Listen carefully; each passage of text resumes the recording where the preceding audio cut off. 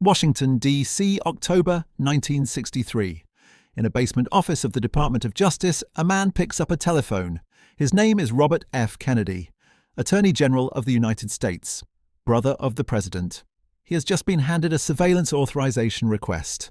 The request is from J. Edgar Hoover, Director of the Federal Bureau of Investigation, the most powerful unelected man in America, a man who has held his position for 38 years, survived 8 presidents, and accumulated enough personal files on enough powerful people to make himself effectively untouchable. The request asks for permission to wiretap the home and office telephones of Martin Luther King Jr. Kennedy signs it. He will spend the rest of his life saying he didn't fully understand what he was authorizing. History suggests otherwise.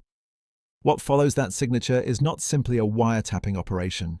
It is the most comprehensive, sustained, and deliberately personal campaign of government surveillance and psychological destruction ever directed at a private American citizen.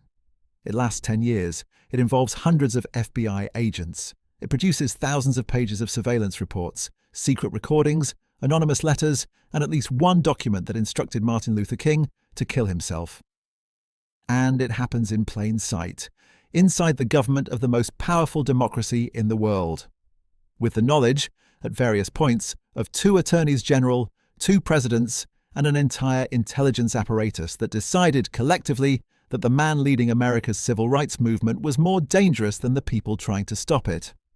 This is not a story about J. Edgar Hoover's paranoia. Paranoia is a symptom, not a system. This is a story about a system, about how a democracy built tools to protect itself and used them to destroy the people trying to make it live up to its own promises.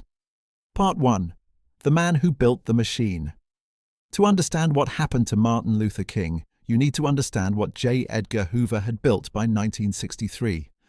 Hoover had become director of the Bureau of Investigation in 1924, the same year Calvin Coolidge was president, the same year Stalin consolidated power in the Soviet Union, the same year Adolf Hitler was writing Mein Kampf in a prison cell in Bavaria. He was 29 years old. By 1963, he had been in that position for 39 years. In those 39 years, Hoover had transformed what had been a small, disorganized federal investigative agency into something the founders of the American Republic had specifically designed their system to prevent: a secret political police force. Not in name. The FBI was never called that.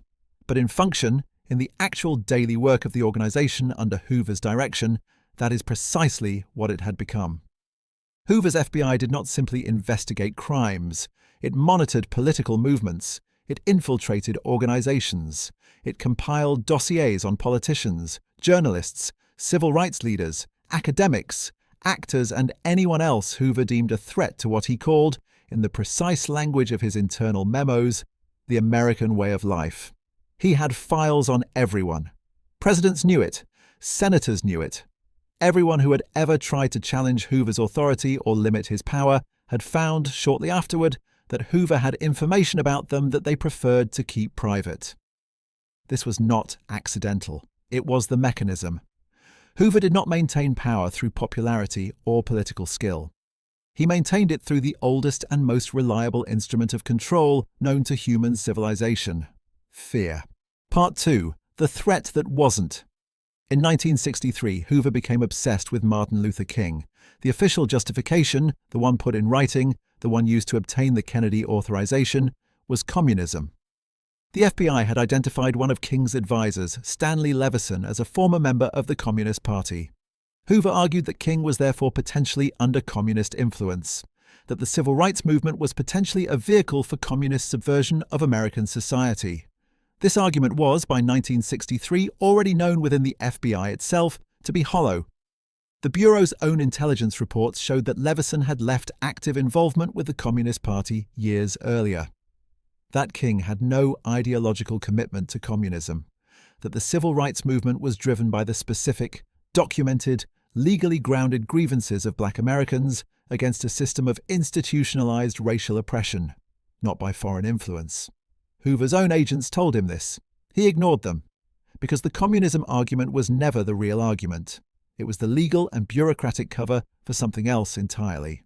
What Hoover actually believed, to now What is documented in his own handwritten notes on internal FBI memos was that Martin Luther King was dangerous not because of any foreign connection, but because he was effective.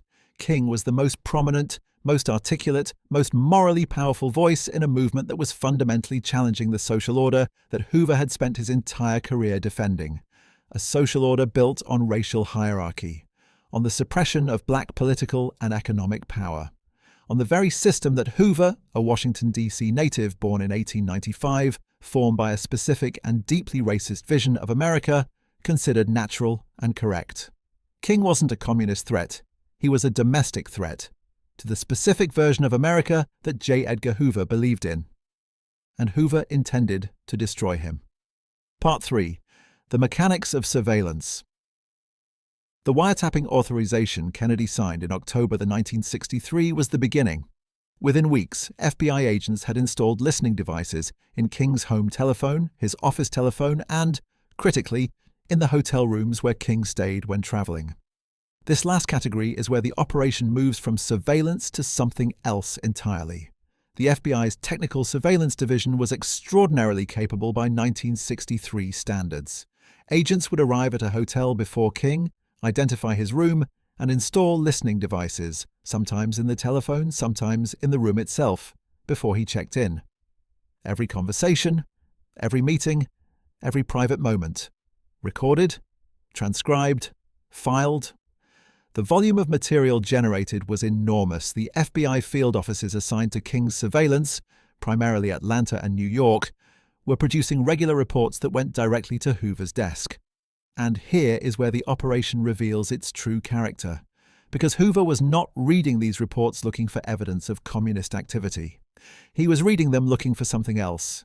He was looking for personal information, for vulnerabilities, for anything that could be used to damage King's reputation, undermine his moral authority, and destroy his effectiveness as a leader. He found what he was looking for. The recordings from hotel rooms captured King in private situations, conversations, behavior that Hoover believed could be used against him. And Hoover's response was not to file the material as irrelevant to any national security concern. His response was to compile it, package it, and use it as a weapon. Part 4. The Letter. November 1964. Martin Luther King has just been awarded the Nobel Peace Prize. He is 35 years old. He is the youngest person ever to receive it. He has led the Montgomery bus boycott, the Birmingham campaign, the March on Washington. He has delivered the speech that will define American oratory for generations. The world has just told Martin Luther King that his work is the most important contribution to peace on earth in 1964. 2 weeks later, a package arrives at the offices of the Southern Christian Leadership Conference. Inside the package is a reel-to-reel tape. And a letter. The letter is anonymous. It is written to King directly. It references the contents of the tape, which contains recordings from FBI hotel surveillance. The letter tells King that he is a fraud, that his private behavior contradicts his public moral authority, that he has 34 days, the letter specifies 34 days, before the contents of the tape are made public. And then it tells him what he should do before that happens. There is but one way out for you. You better take it before your filthy, abnormal, fraudulent self is bared to the nation. The implication is explicit. The FBI, the federal law enforcement agency of the United States government, had sent the leader of the civil rights movement an anonymous letter telling him to kill himself. The package had been sent to King's home address. His wife Coretta opened it first. Part 5. The broader operation. The suicide letter was not an isolated act. It was part of a coordinated program that the FBI had given a bureaucratic name. COINTELPRO, Counterintelligence Program. Launched officially in 1956, originally targeting the American Communist Party, COINTELPRO had by the mid-1960s expanded into something far broader. Its stated objective, in internal FBI documents, was to expose, disrupt, misdirect, discredit, or otherwise neutralize the activities of political organizations and leaders deemed subversive. Under this program, the FBI's operations against King included infiltration. FBI informants were placed inside the SCLC, reporting on internal discussions, strategy meetings, financial operations, and personal relationships among King's inner circle. Disruption. The FBI actively worked to create conflict between King and other civil rights leaders. Anonymous letters were sent to other organizations suggesting King had made negative comments about their leaders. Forged documents were circulated. Media manipulation. FBI agents maintained relationships with sympathetic journalists and editors. Negative stories about King, sourced from surveillance material, were planted in newspapers. Favorable coverage was suppressed where possible. Financial pressure. The FBI contacted foundations and donors that supported the SCLC, suggesting, without evidence, that the organization had communist ties. Several withdrew funding. Direct psychological operations. Beyond the suicide letter, anonymous communications were sent to King's associates, to his wife, to church leaders in his network, designed to isolate him, undermine personal relationships, and destabilize his psychological state. This was not rogue operation by overzealous agents. Every significant action was authorized at the highest levels of the FBI. Many were personally approved by Hoover himself. Some were briefed to the White House. Part 6. The presidents who knew here is the question that the history books tend to treat carefully and the documents treat less carefully. What did the presidents know? John F. Kennedy signed off on the initial wiretapping authorization through his brother Robert. The Kennedy administration was deeply uncomfortable with King's radicalism on certain issues and genuinely concerned, or chose to be genuinely concerned, about the communist connections argument Hoover presented. Lyndon Johnson had a more complex relationship with both King and Hoover. Johnson was, in many ways, King's most important political ally, the man who signed the Civil Rights Act of 1964 and the Voting Rights Act of 1965. He was also a man who had known Hoover for decades, who understood exactly what Hoover's files contained and what Hoover was capable of. Johnson received surveillance reports on King from Hoover throughout his presidency. He listened to FBI recordings of King's private conversations. He used information from those recordings in his political dealings, and he never stopped the surveillance. The specific pattern, presidents who needed Hoover, feared Hoover, and found the information Hoover provided occasionally useful, meant that no one with the power to stop the operation ever chose to exercise that power. Not because they didn't know, because stopping it had a cost that none of them were willing to pay. Part 7. The End and What Came After April 4th, 1968. Martin Luther King is shot on the balcony of the Lorraine Motel in Memphis, Tennessee. He is 39 years old. The FBI investigation into his assassination is led by the same organization that had spent the previous decade trying to destroy him. In 1975, 7 years after King's death, the United States Senate convenes the Church Committee, a formal congressional investigation into the intelligence activities of the FBI, CIA, and NSA. For the first time, the full scope of COINTELPRO is made public.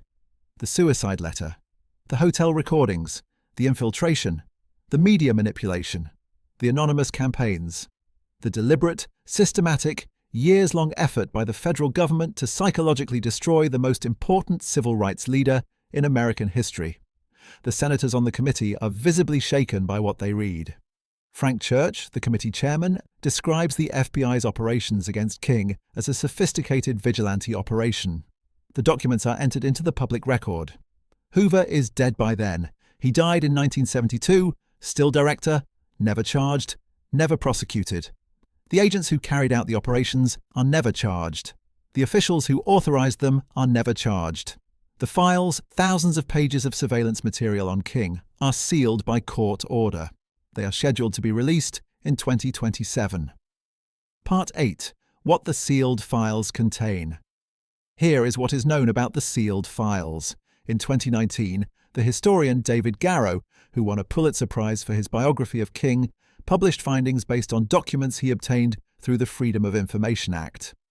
The documents suggest the FBI surveillance material contains recordings and reports more extensive and more damaging than what was revealed in 1975. The full contents will not be known until 2027, if the release is not further delayed. What is already known is enough. A government agency spent 10 years, hundreds of thousands of dollars, and the labor of hundreds of federal employees not protecting the United States from its enemies, but trying to silence a man who was asking it to live up to its own constitution.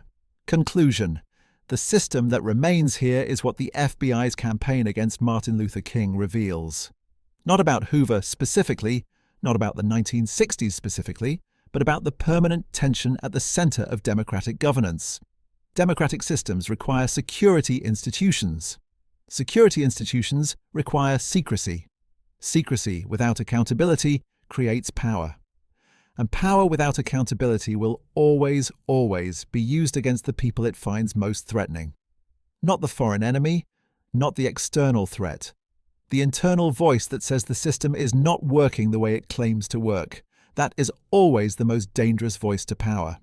Not because it is violent, not because it is revolutionary, but because it is right. King was not surveilled because he was dangerous to America. He was surveilled because he was dangerous to the specific version of America that the men with the surveillance apparatus wanted to preserve. The tools built to protect democracy were used to attack it.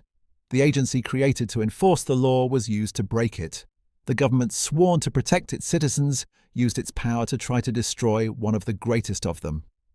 And the system that allowed it to happen, the classification, the secrecy, the unaccountable power concentrated in one man's hands for nearly 5 decades, that system did not end with Hoover. It was reformed, constrained, partially dismantled, but the architecture remains. The question it leaves, the question that does not have a clean answer and never will, is the one that every democracy that builds a security apparatus eventually has to face. Who watches the watchers? Hoover watched everyone. Nobody watched Hoover. The files are still sealed. The full recordings have never been heard publicly. The complete picture of what the FBI did to Martin Luther King will not be known until 2027, if then. The man they were trying to silence has a national holiday. The man who tried to silence him has a building. His name is still on it.